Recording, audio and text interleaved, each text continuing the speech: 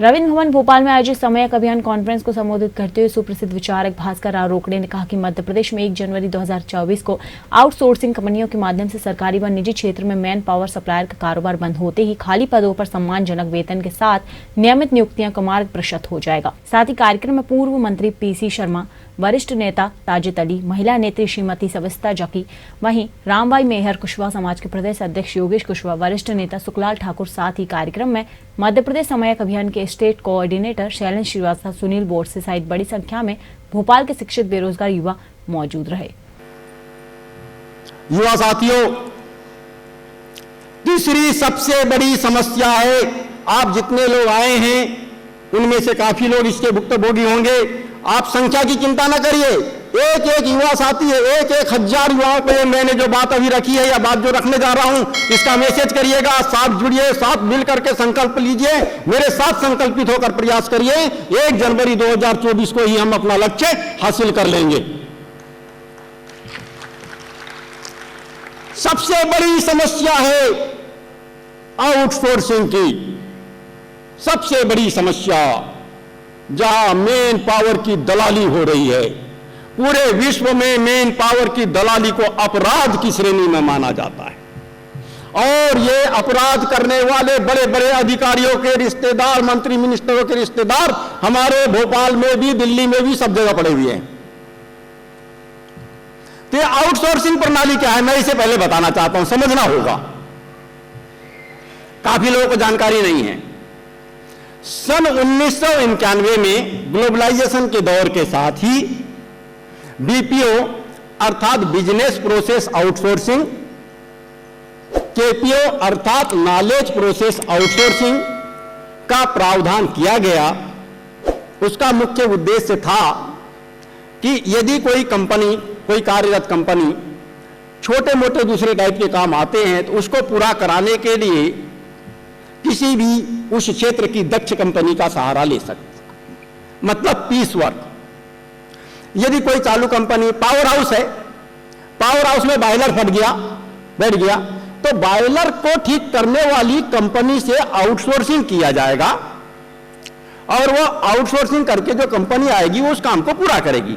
मतलब कार्य की आउटसोर्सिंग का प्रावधान बीपीओ के तहत था, बिजनेस प्रोसेस आउटसोर्सिंग के तहत। और वो बीपीओ में जो कार्यरत कर्मचारी, जो उससे आउटसोर्सिंग जो की जाएगी वो कंपनी से, उसमें कार्यरत जो कर्मचारी होंगे उस कंपनी के होंगे, उनके साथ भी अन्याय नहीं होगा। केपीओ मतलब नॉलेज प्रोसेस आउटसोर्सिंग, नॉलेज से रिलेटेड, योग्यता से रिलेटेड, सोच से रिलेटेड जो बड़े काम होंगे उसमें कोई पीस वर्क आता है, उसको पूरा करने के लिए उस क्षेत्र में दक्ष कंपनी का सहारा लिया जा सकता है, उसी से आउटसोर्सिंग की जा सकती है और वो कंपनी उस काम को पूरा करेगी। उसके लिए केपीओ बनाया गया था। कालांतर में बीपीओ और केपीओ के प्रावधानों का गलत उपयोग करना शुरू हो गया और इन 5 सालों में तो इतना अंधाधुंध गलत उपयोग हुआ कि बीपीओ और केपीओ के तहत रजिस्टर्ड कंपनियों ने मेन पावर सप्लायर का काम शुरू कर दिया। केपीओ के तहत रजिस्टर्ड कंपनी कंसल्टेंसी कंपनी बन गई मेन पावर के लिए और बीपीओ के तहत रजिस्टर्ड कंपनी मेन पावर की आउटसोर्सिंग के लिए मेन पावर की सप्लायर बन गई। होता क्या है, मध्य प्रदेश विद्युत मंडल को मीटर वाचक, assistant lineman, supervisor, surveyor, KPO, जो केपीओ मैंने अभी बताया था, केपीओ की पॉइंट ऑपरेटर या लिपिक आदि आदि चाहिए, तो वे वैकेंसी नहीं निकालते, अब सीधे टेंडर निकालते हैं कि हमें इतने इतने इतने कर्मचारी चाहिए। उस टेंडर भरने वालों में जिसका टेंडर खुल गया वो जाता है कंसल्टेंसी कंपनी के पास। कंसल्टेंसी कंपनी उसके विज्ञापन निकालती है, आप युवा साथियों के मैसेज आते हैं युवा साथियों के मोबाइल में कि इस योग्यता के इतने इतने कर्मचारी चाहिए।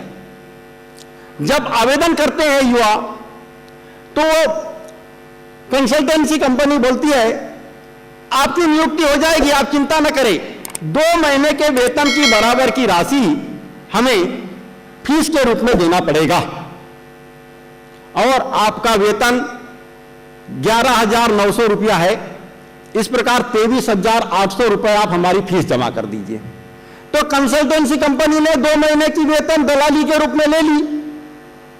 उसके बाद वो युवा नौकरी करने जाता है विद्युत मंडल में, वहां जाके पता चलता है कि विद्युत मंडल उन्हें 18,000 रुपए महीना उनके नाम पर वेतन उस बीपीओ को दे रहा है, आउटसोर्सिंग कंपनी को, और आउटसोर्सिंग कंपनी उन्हें मात्र 11,900 रुपए का वेतन दे रही है। अर्थात 6,100 रुपए की महीने की दलाली आउटसोर्सिंग कंपनी की ले रही है। माननीय वकील साहब हमारे बीच बैठे हैं, एडवोकेट साजिद अली जी जो एक बड़े वकील हैं। क्या ऐसा कोई कानून है जहां मेन पावर सप्लायर की व्यवस्था हो, जहां कर्मचारियों की सप्लाई करके दलाली ली जा सके, और ऐसी दलाली लेने संबंधी कोई कानूनी प्रावधान नहीं है, तो मैं मानता हूं कि उन लोगों के खिलाफ एफआईआर भी दर्ज हो सकता है। तो यह तो समस्या हो गई, बड़ी विकट समस्या है। सारे विभागों में, सारे सरकारी विभागों में मैंने एक आंकड़े से पता चला मेरे को कि सीएम हाउस में 80% कर्मचारी आउटसोर्सिंग के ही हैं।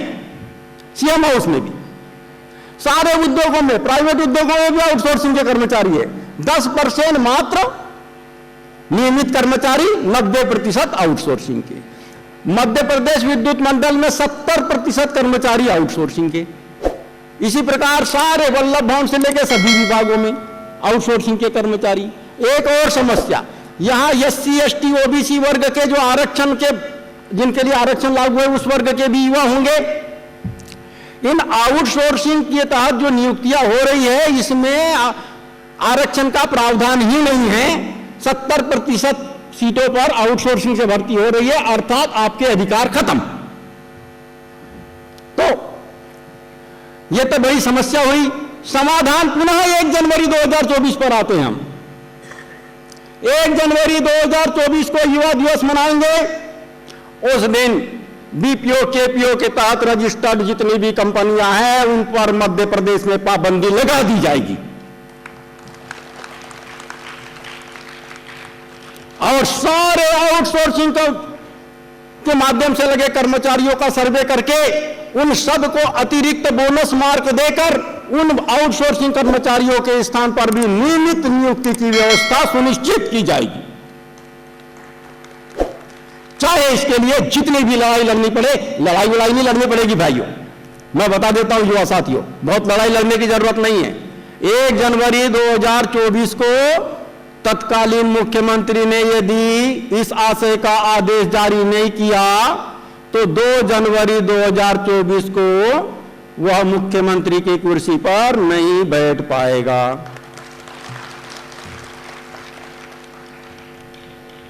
तो आउटसोर्सिंग नाम से युवाओं की दलाली का सिस्टम 1 जनवरी 2024 को समाप्त हो जाए।